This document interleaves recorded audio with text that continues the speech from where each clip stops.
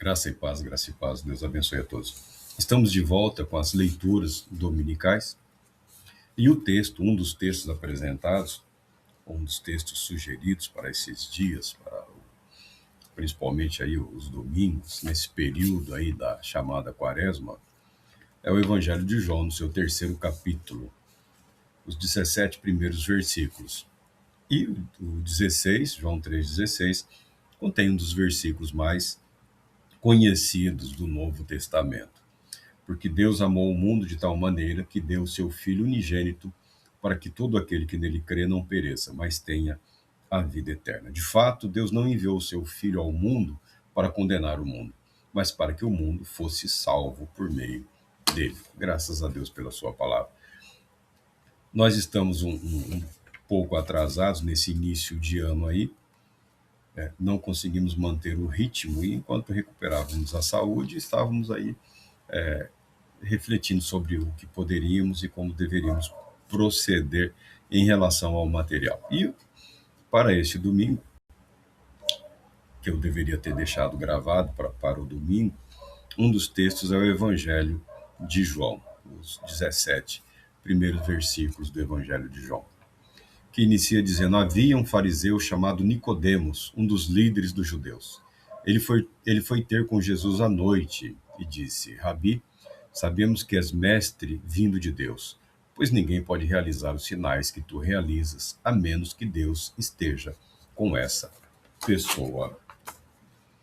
Esse homem, Nicodemos, está entre os muitos amigos de Jesus que Jesus conseguiu conquistar durante o seu ministério.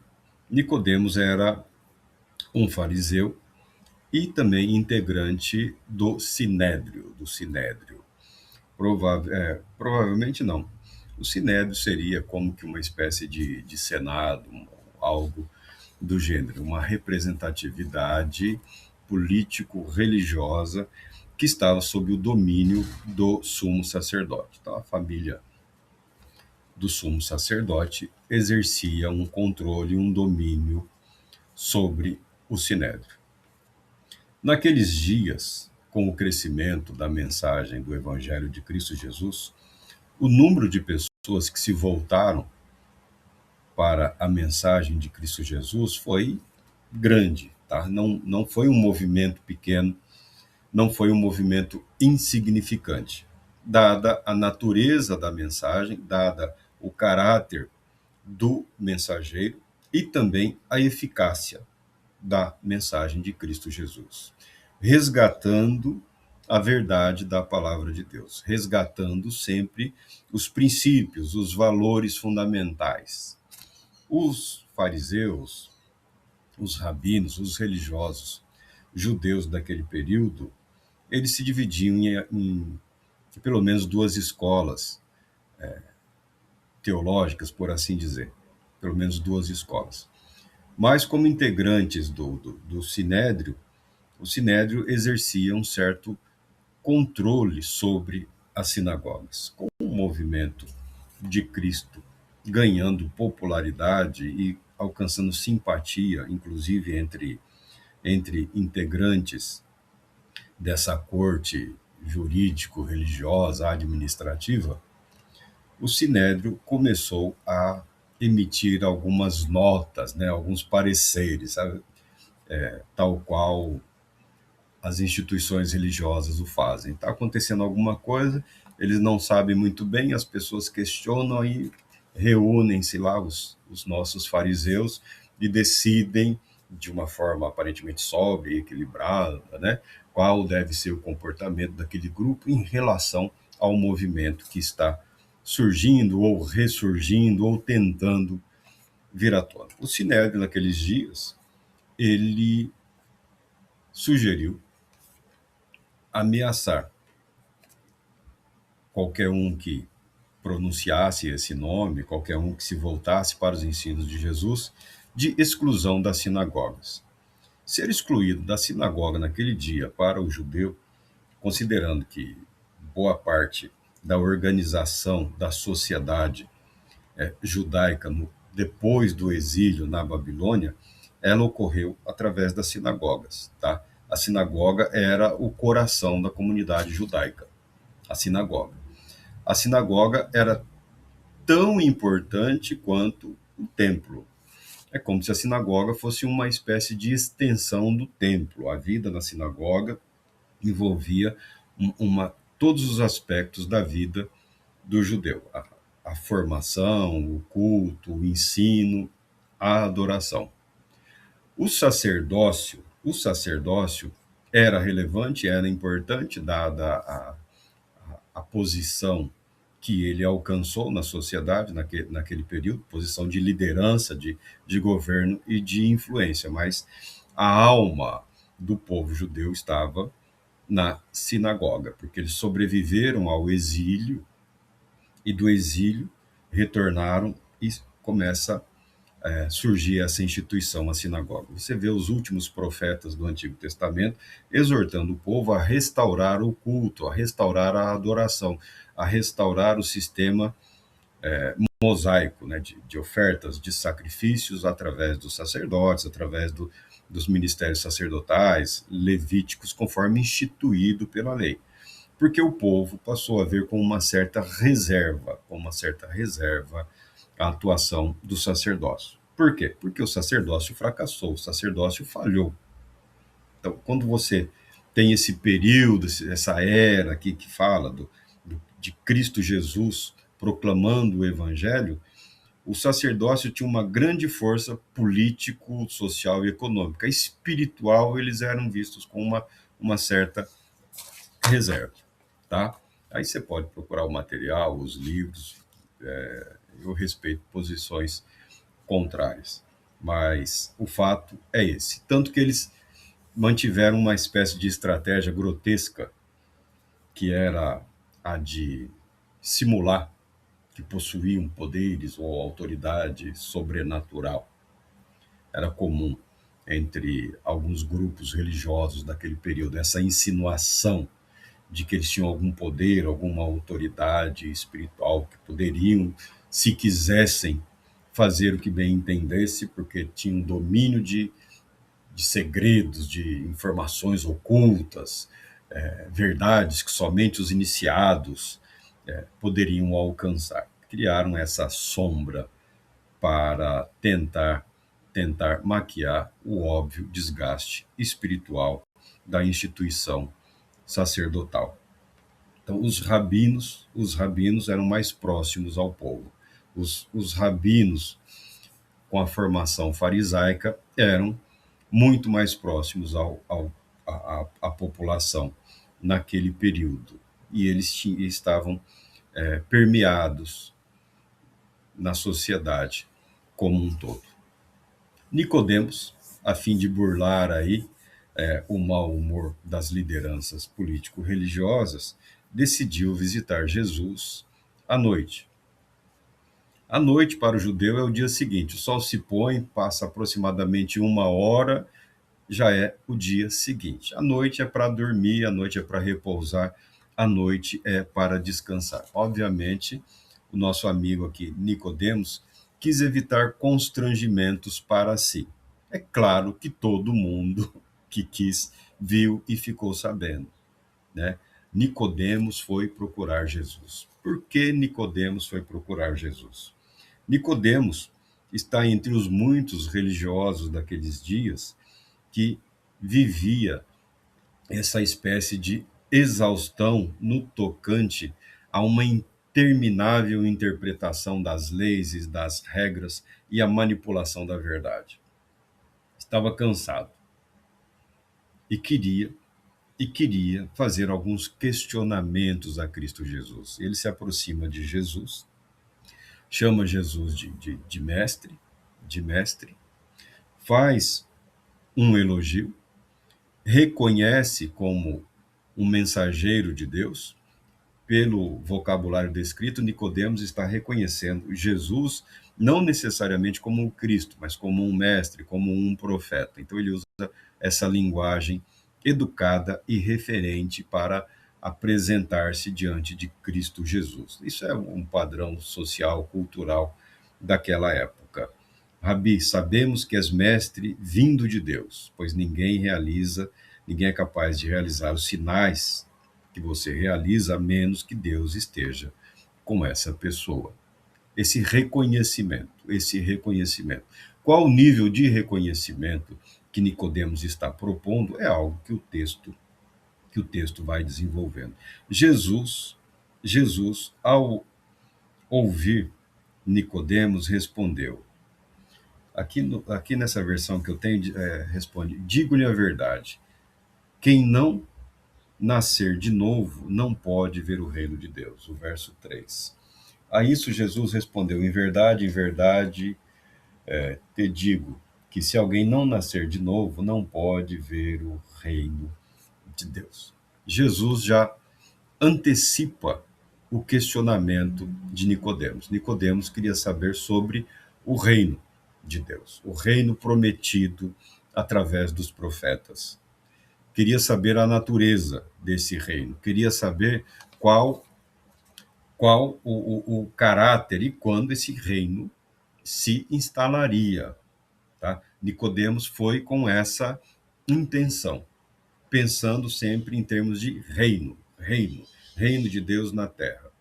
Tal qual alguns religiosos de hoje, alguns cristãos de hoje, os judeus pensavam em reino de Deus na terra, mas Deus reinando através deles, tá? Tem vários cristãos, tem algumas linhas de pensamentos, algumas denominações inteiras, a maior delas é a Igreja Católica, né, o catolicismo romano, algumas igrejas históricas ou protestantes também partilham do mesmo pensamento. Toda vez que eles falam do reino de Deus ou do reino de Cristo Jesus, não é Cristo reinando diretamente sobre a humanidade, tá? Eles se, se voluntariam para governarem a humanidade em nome de Cristo Jesus. Então eles sempre pensam em termos de reino de Cristo, através da igreja. E quando fala através da igreja, não pensa que eu ou você estamos incluídos nesse pensamento. Quando eles falam através da igreja, através dos representantes das instituições, dos sacerdotes, dos ministros, é só eles, tá? Para várias igrejas, várias instituições cristãs, igreja é um termo limitado aos ministros, aos oficiantes dessa instituição, ideia com a qual nós não conseguimos pactuar. Então, isso tudo está sendo levado a Cristo Jesus. Essa ânsia, essa angústia do religioso, do político, do homem. Tá? Não adianta você pensar só o fariseu. É um homem aqui. Ele tem uma história, tem uma família, ele tem uma identidade social, religiosa, econômica. Há uma complexidade sendo apresentada diante de Cristo Jesus. Alguns hoje querem apresentar um evangelho maquiado de espiritualidade, mas que, na verdade, foge à realidade, foge ao contexto histórico, social, econômico, político, às identidades religiosas construídas através dos anos. Não tem como. Não tem como você negar a realidade, não tem como você tratar do indivíduo como se estivesse tratando única e exclusivamente lá do espírito humano. Há todo um contexto, há toda uma carga histórica que nós trazemos conosco. Há uma série de inquietações que estão sempre vivas na nossa mente, como um vulcão prestes a entrar em erupção. Acreditamos na vida eterna, acreditamos no poder de Deus, acreditamos no Evangelho. Mas quando vemos a angustiante situação econômica, política, somos tomados por alguma inquietação, por alguma aflição. Meu Deus, será que de fato as coisas têm que ser assim? Será que de fato precisam ocorrer desta maneira? Então não adianta você ter as ilusões, as fantasias de que se levantar 4 horas da manhã, colocar uma toalha gelada no pescoço e por das 4 às 6 se dedicar à oração e à leitura da Bíblia, que eu acho muito bom você se dedicar à leitura e à oração, se puder, por 2 horas por dia. Mas não é imitando os Wesley que você viverá um avivamento para a nossa realidade hoje, tá? Orar é muito bom, orar é muito importante, estudar a Bíblia é muito bom, estudar a Bíblia é muito importante, mas se não for o Espírito Santo conduzindo, vivificando, operando, realizando, trata-se de um labor exaustivo, cansativo, que pode conduzir o cristão a um comportamento muito à semelhança do que se tornou o movimento farisaico naquele período, que se tornou hipócrita, cínico, arrogante, pretensioso, porque não tem nada pior no planeta, não existe nada pior para uma, não existe doença pior na humanidade do que o religioso frustrado com a espiritualidade que ele defende. Não existe, pode ver, o amargão, o rancoroso, o furioso, né? Iracundo, tomado pela ira, pela revolta, pelo chilique, falando em matança. Deus do céu, Deus do céu. Se diz cristão, se diz renovar, não, temos que matar, temos que destruir. Fala igual Satanás, que veio para roubar, matar e destruir. E acaba agindo igual Satanás, roubando, matando e destruindo, ainda que seja com uma expressividade doutrinária, aparentemente rebuscada, mas não é. É só você parar, prestar atenção e verá. Por quê? Por que esse risco? Porque a verdade precisa ser encarnada. A verdade precisa ser vivida. A verdade não é só uma questão de conteúdo. Deus, quando pretendeu salvar o mundo, ele enviou o seu filho, nascido da Virgem. Ou seja, o Verbo se fez carne. Jesus, o Cristo, que é o caminho, a verdade e a vida. O caminho encarnou, a verdade encarnou, a vida encarnou. O ser humano, a humanidade representada pela pessoa bendita de Cristo Jesus, tornou-se absolutamente tudo o que Deus pretendeu que a humanidade fosse. A humanidade em Cristo Jesus. A ponto do texto sagrado dizer que a humanidade foi feita tabernáculo, habitou entre nós. O verbo vivo habitou, tabernaculou. Está falando da humanidade. Está falando da humanidade de Cristo Jesus. O cristão, via de regra, ele tropeça, escorrega ou mergulha na ruína quando ele toma para si, quando ele toma para a sua vida, uma tentativa de forma direta, de verdades atribuídas única e exclusivamente a Cristo Jesus. O cristão é um ser humano como todos os seres humanos. O cristão é um homem, é uma mulher como todos os homens e mulheres, que pela fé reconhecem a dádiva, o amor, o presente oferecido gratuitamente por Deus em Cristo Jesus e a consciência dessa salvação, desse perdão, começa a agir na sua vida, conduzindo-o para a vida eterna. Conduzindo para a vida eterna.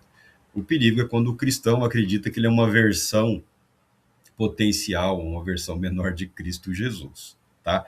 Ele se torna cínico, hipócrita e arrogante, a ponto de alguns aí chegarem a dizer publicamente: eu não me arrependo.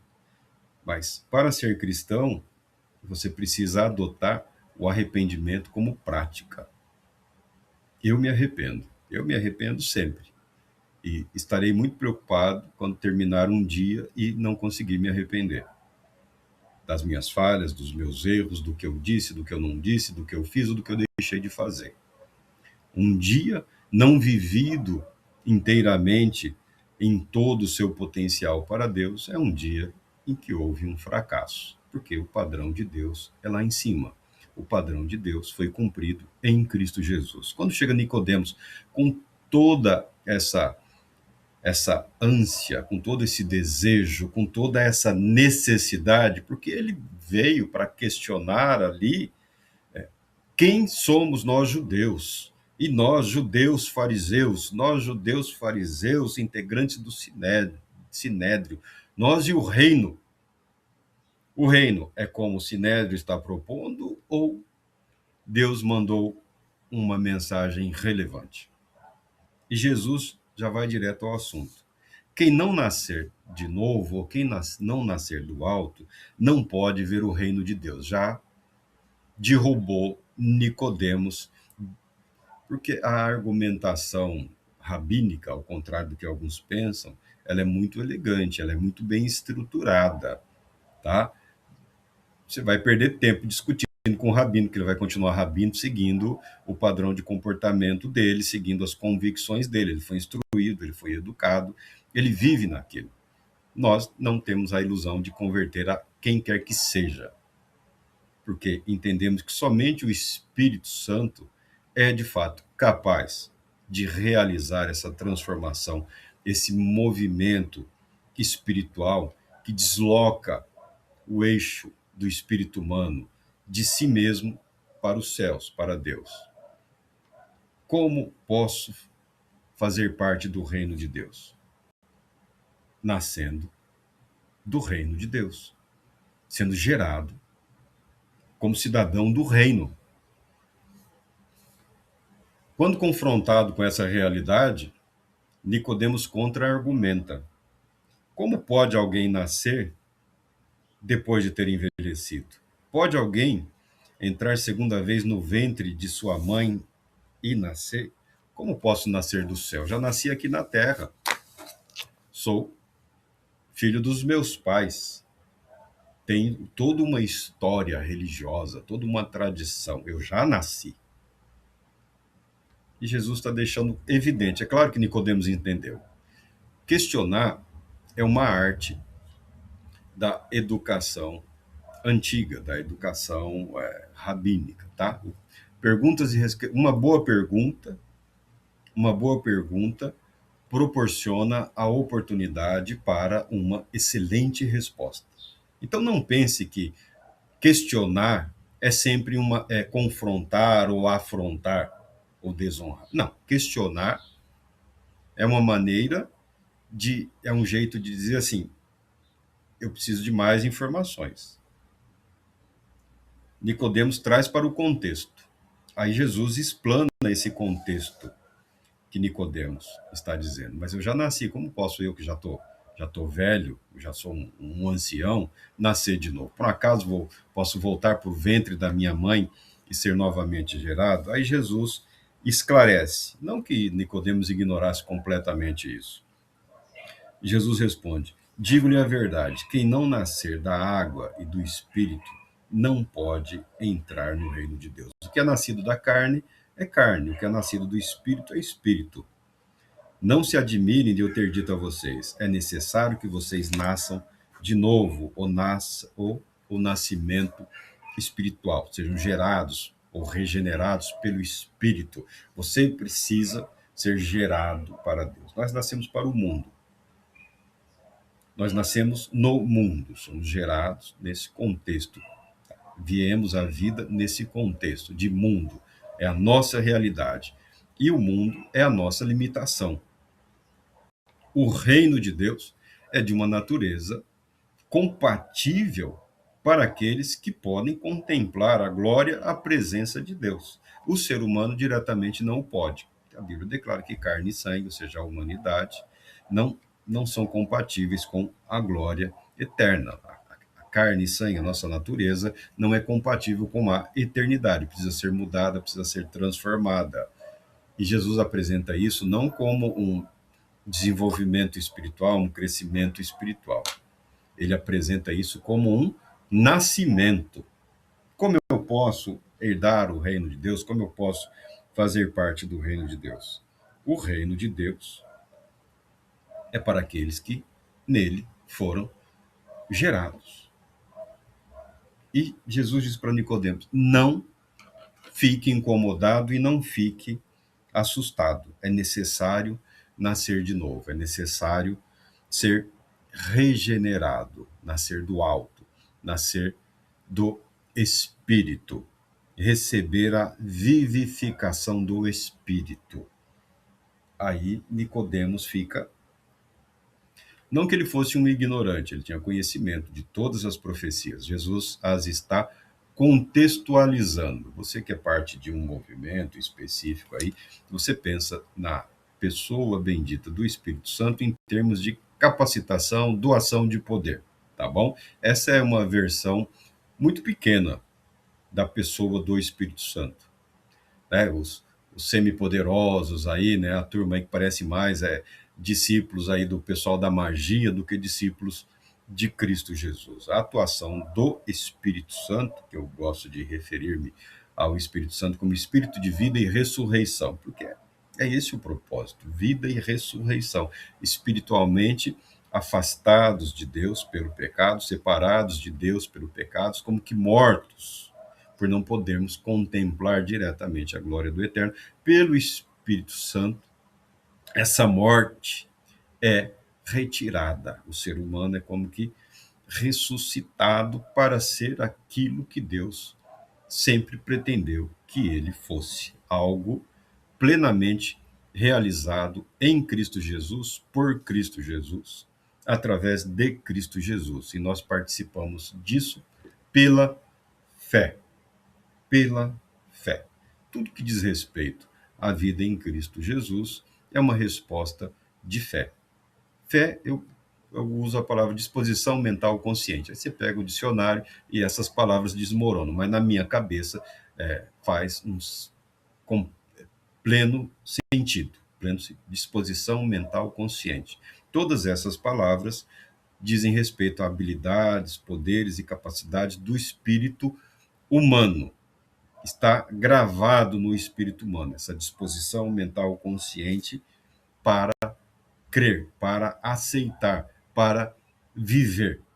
Pela fé, nós nos submetemos a essa verdade e o Espírito de Deus nos regenera, ou nos conduz a esse processo de regeneração, que aí alguns vão chamar de salvação, outros de santificação, justificação. Tem uma dúzia de palavras ou de verbos teológicos aí, cada qual repleto de significado, mas significa nascer para Deus, ser gerado para Deus. E Jesus explica: o vento sopra onde quer, e ouves a sua voz, mas não sabes de onde vem nem para onde vai. E assim é todo aquele que é nascido do Espírito. O que Jesus está dizendo com isso daqui? O óbvio, o ser humano não tem controle, não tem domínio sobre esse evento. É dom de Deus. Por isso os evangelhos ensinam. Por isso o apóstolo Paulo, lá, o grande apóstolo Paulo, nos ensina: pela graça sois salvos mediante a fé. Isto não vem de vós, isso não vem de vocês, é dom de Deus. Pela graça sois salvos mediante a fé. Tá? É isso que o apóstolo Paulo está explanando, os ensinamentos de Cristo Jesus. Ainda que tenhamos consciência, ainda que possamos perceber aqui e acolá os efeitos da ação do vento, tal qual a ação do Espírito Santo, nós não temos poder em nós mesmos para direcionarmos esse agir soberano de Deus no que diz respeito à salvação da humanidade. O ser humano é sempre apresentado na Escritura como propenso ao fracasso. O ser humano e as instituições humanas. Eu não sou anti-instituição, muito pelo contrário. As instituições precisam ser defendidas, precisam ser protegidas, mas conforme proposto por Cristo Jesus. Não é questão de você fazer um estatuto com centenas, eu peguei alguns regimentos, alguns estatutos de igreja, e já estão indo para centenas de páginas, explicando, reexplicando, retraduzindo. É interessante para quem quiser estudar, para o jovem aprender. Agora, a verdade precisa ser encarnada, precisa ser vivida. Não é uma questão de eloquência, não é uma questão de retórica melhor. É do agir soberano de Deus, do agir sobrenatural de Deus através do seu Espírito, renovando mentes e corações, transformando vidas. Nicodemos questiona: tal qual a semelhança dos dias atuais, em que as pessoas estão doentes pelo método, né, o, o escapismo da mente humana é elaborar um método infalível e eficaz para garantir que isto, aquilo outro aconteçam. Naqueles dias também, As pessoas eram cheias de métodos, havia uma série de modelos, uma série de propostas. Algumas foram desenvolvidas através dos tempos e chegaram até hoje. Nenhum dos métodos, nenhum dos modelos, nenhuma das propostas espirituais dos judeus naqueles dias sobreviveu à destruição do templo ou à destruição de Israel, tá bom? Os métodos, os modelos, as propostas socioeconômicas, culturais, políticas, de espiritualidade não foram capazes de impedir a ruína do templo, a ruína da nação, tá? Porque Jesus já havia dito, e quem quis ouviu e entendeu e se submeteu à verdade, permitindo que a verdade tome conta da sua própria vida, do seu coração. Se existe uma pessoa que nós podemos influenciar positivamente a ponto de facilitar o desenvolvimento, o progresso da salvação desse indivíduo, essa pessoa somos o eu, somos nós, tá? Não adianta, não adianta, não adianta tentar imaginar que é possível ao ser humano ir além. O Espírito Santo é a única pessoa capaz de atuar na vida do outro, do outro, do outro e também nas nossas vidas. A nossa relação com ele deve ser de submissão e obediência. Nicodemos questiona como isso ou como essas coisas podem acontecer. Aí Jesus responde: se você que é mestre e não sabe, aqui no 9, né? No 10, tu és mestre em Israel e não compreendes estas coisas? No 11, em verdade vos digo. Esse é o pronunciamento profético de Jesus Cristo, tá? Jesus usa essa expressão, em verdade. É a duplicação, a repetição, essa ênfase na palavra. Verdadeiramente é assim e é o que eu estou dizendo. Então, de uma forma mais elegante, em verdade vos digo. Falamos do que sabemos e testemunhamos do que vimos, mas vós não aceitais o nosso testemunho. Se eu lhes falei de coisas terrenas e vocês não creram, como crerão se eu lhes falar das coisas celestiais? Ninguém subiu ao céu. Ninguém subiu ao céu, senão aquele que desceu do céu, o Filho do Homem.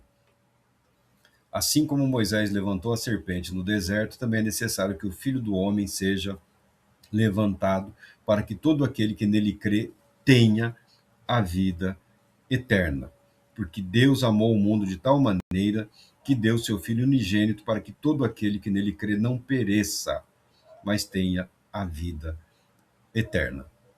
Jesus nunca se omitiu. Em nenhum momento da sua vida, em nenhum momento desse período em que ele caminhou entre os homens, ele se omitiu ou ele se ocultou, tá? A verdade, por ser ele a máxima expressão da verdade, da vontade de Deus para a humanidade, ele apresenta o plano e o propósito de Deus para a humanidade, incluindo aqui os fariseus, incluindo aqui o sinédrio, incluindo aqui os judeus. Mas a mensagem é para toda a humanidade. E essas palavras na cabeça de um líder religioso, na mente de alguém que tem uma compreensão histórica do propósito de Deus para a nação de Israel, é algo que convida ao arrependimento. Mas, para a humanidade como um todo, ele deixa claro qual é o propósito de Deus. Porque Deus enviou Cristo Jesus ao mundo para salvar o mundo. E nós glorificamos a Deus pela sua infinita bondade, misericórdia, graça e poder. Porque Deus nos amou. Deus Todo-Poderoso.